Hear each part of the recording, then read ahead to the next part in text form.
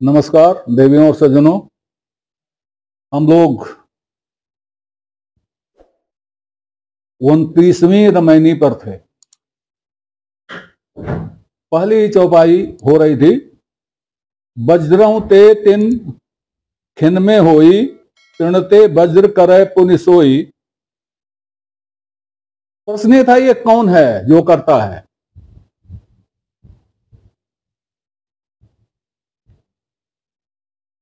कौन है जो वज्र से तृण और तृण से वज्र करता रहता है?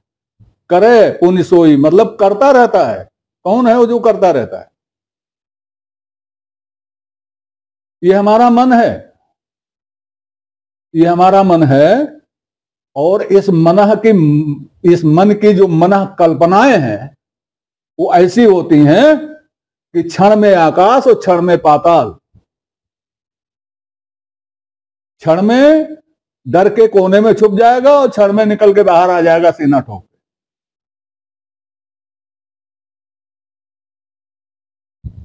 इसी मन के लिए आगे कहीं कबीर ने कहा है, कबहू भरली बह और कबहू सुखाए। नदी, बरसाती नदी, कबहू भरली बह कहूं सुखाए। नदी का ये है, जब पानी मिलेगा तब बढ़ेगी और सूखेगी, और ये मन तो हमेशा हमेशा भरता सूखता रहता है। हमेशा हर क्षण रंग बदलता है। मन के रंग हजार, मन के द्वार हजार, मन के रूप हजार। ये क्षण पर क्षण बदलता रहता है। और बदलते रहता है कि नहीं कि 9 का 10 हो जाए, 10 का 11 हो जाए, 9 का 8 हो जाए, ऐसा नहीं है। वज्रहु ते तृण छिन में होई, और क्षण भर में ही तृण से वज्र कर देता। ये वज्र और तृण ये उपमाएं हैं। अगली पंक्ति देखिए, निझरू नीर नीरू जान परिहरिया, कर्म का बांधा लालच करिया। निझरू नीरू जान परिहरिया, कर्म का बांधा लालच करिया। अब इसमें पहले एक बात बता दें, नीरू आया है। पूरे बीजक में नीरू एक दो जगह और आया है। इसी नीरू को लोगों ने कबीर का पालनहार बना दिया।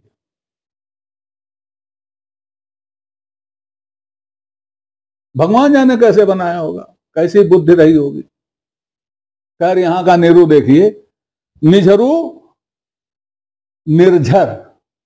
निर्झर कहते हैं जल प्रपात को, झरने को निर्झर कहते हैं। और जब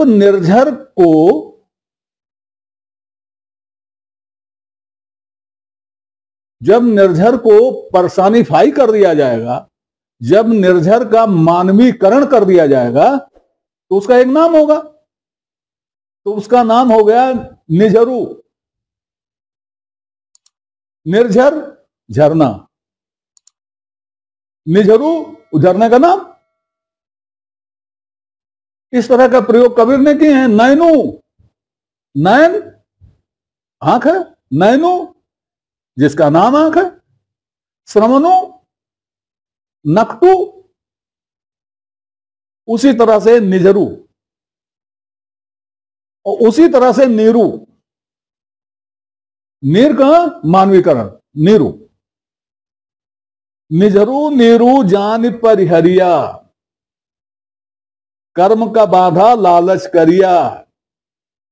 दो लोगों की बात कही जा रही है इसमें। एक को स्पष्ट कह दिया गया, दूसरे को आप समझिए। बहते हुए झरने का पानी समझकर लोग त्याग देते हैं। कौन लोग? बुद्धिमान लोग, ज्ञानी लोग। इस मन की उड़ान को, इस मन कल्पना को लोग जलप्रपात के बढ़ते घटते पानी की तरह जान करके छोड़ देते हैं, इस पर ध्यान ही नहीं देते।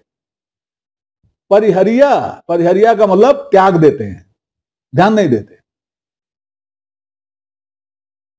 और दूसरे लोग क्या करते हैं, कर्म का बांधा लालच करिया, लेकिन जो कर्म में बंधा हुआ है वह लोभ में है, लालच करता है। अब कर्म में जो बंधा हुआ है उसको क्या कहते हैं, सकाम कर्मी। कर्म में बंधा हुआ, सामान्य कर्म में बंधा हुआ, वो भी कर्म में बंधा हुआ है, और स्वर्ग पाने के कर्म में जो बंधा हुआ वो भी बंधा है, और स्वर्ग दिलाने के क्रम में जो बंधा हुआ है वो भी बंधा हुआ, वो सभी कर्म में बंधे हुए हैं। ये धंधा जो चल रहा है सब बंधे हुए हैं, कर्म में बंधे हुए हैं। किताब छापने वाला भी, किताब लिखने वाला भी, और किताब पढ़ने वाला भी, सब कर्म में बंधे हुए हैं। यजमान भी, पंडित भी, नाई भी, सब कर्म में बंधे हुए हैं। तो निजरू नीरू जान परिहरिया, कर्म का बांधा लालच करिया, कर्म धर्म मत बुद्धि परिहरिया। ऐसे लोग जो लालच में पड़ जाते हैं वह उनका कर्म, धर्म, मत और बुद्धि, वो दोनों, वो सब चारों त्याग देते हैं,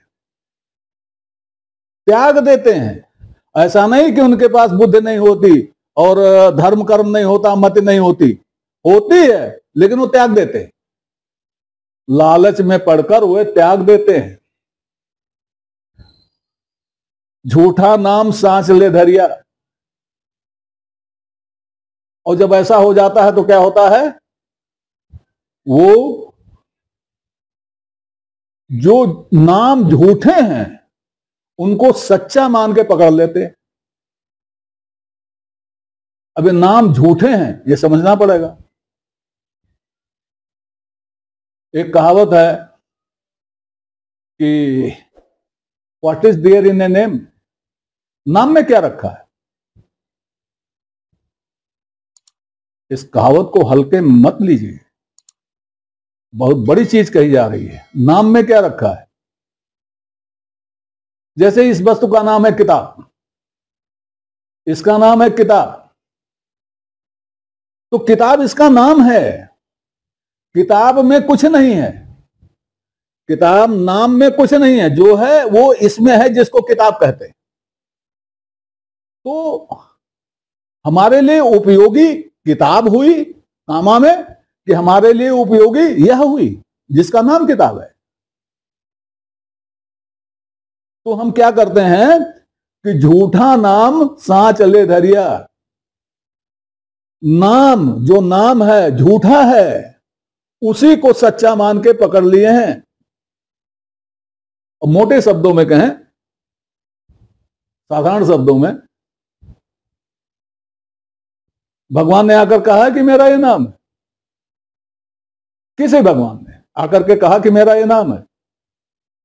कभी नहीं कहा। हमने नाम रखा, तो जैसे और चीजों के नाम होते हैं वैसे उनका भी नाम है। जैसे और चीजों को नाम में कुछ नहीं रखा है, रखा है उस वस्तु में, उसी तरह से भगवान के नाम में नहीं कुछ रखा हुआ है, रखा है उसमें जो वो है। ये बारीक अंतर समझिए। कबीर यही कह रहे हैं कि झूठा नाम सांच ले धरिया, झूठे नाम को सच्चा लेकर पकड़ रखा है। राम राम राम राम राम राम राम राम, अब राम नाम हो गया, राम को लेके पकड़ रखा है, राम राम जप रहे। अब राम जिसका नाम है वो अलग हो गया, उससे कोई मतलब नहीं, बस राम राम जपे, राम राम जप रहे, हो गया, कल्याण हो गया। तो झूठा नाम सांच ले धरिया, आगे रज गति त्रिविधि कीन्ह प्रकाशा। ऐसे लोगों में रज की 3 गतियां प्रकाशित होती हैं। 3 गुण होते हैं, सत्व, रजस और तमस। उसमें जो रजस होता है वही क्रियाशील होता। रचना में, संरचना में, उछल कूद में, बाहुबल में ये रजगुण ही होता है। और रजगुण की 3 गतियां हैं। देखिए इसमें है रज गति त्रिविधि। रज की गति 3 प्रकार की है। रज की जो तीनों गतियां हो क्या हैं? तीव्र, तीव्रतर, तीव्रतम। रज की गति धीमी नहीं है और धीमी नहीं है, बहुत धीमी नहीं है। रज की सामान्य गति जो है वो तीव्र है और असामान्य तीव्रतर है और बहुत असामान्य वो तीव्रतम है। जरते रहे सुस्त नहीं परई, इसको ऐसे समझिए। जल रहा है,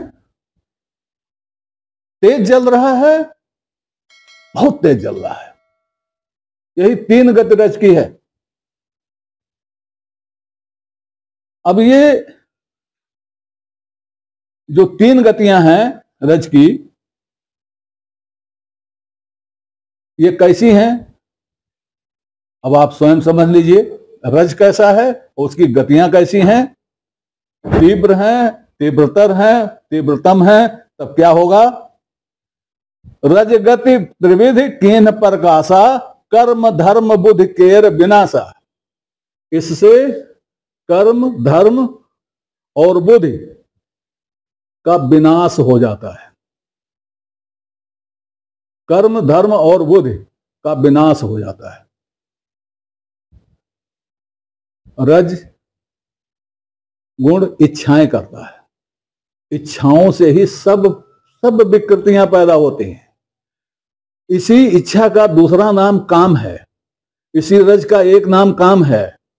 और गीता में भगवान कृष्ण ने इसी को सबसे बड़ा दुश्मन कहा है।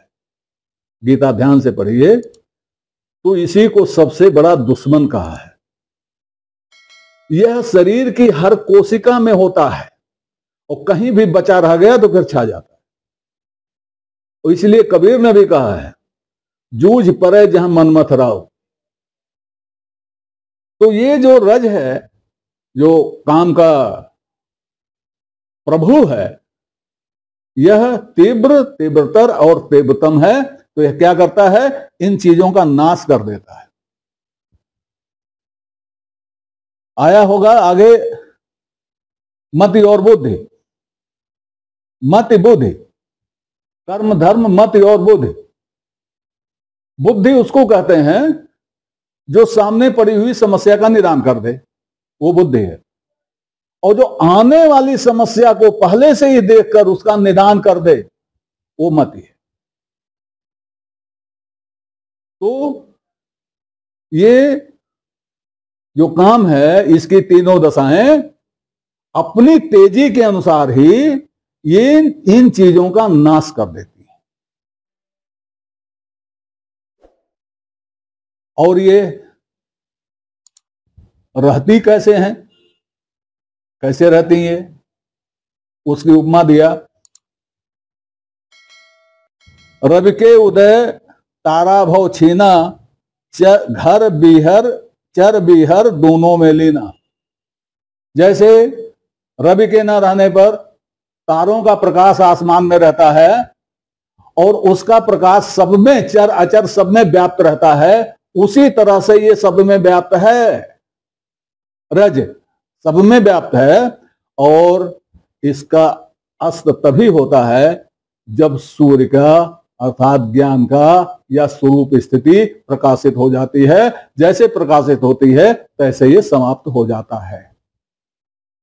आज इतना ही, वार्ता आगे चलती रहेगी। तब तक के लिए नमस्कार। आपसे निवेदन है कि श्रृंखला को अपनी लाइक दें, इसको सब्सक्राइब करें और कमेंट बॉक्स में जाकर अपनी टिप्पणी प्रस्तुत करें, अपनी जिज्ञासा व्यक्त करें, अपने प्रश्न पूछें। यथा समय आपकी जिज्ञासाओं और प्रश्नों का समाधान करने का प्रयास किया जाएगा। धन्यवाद।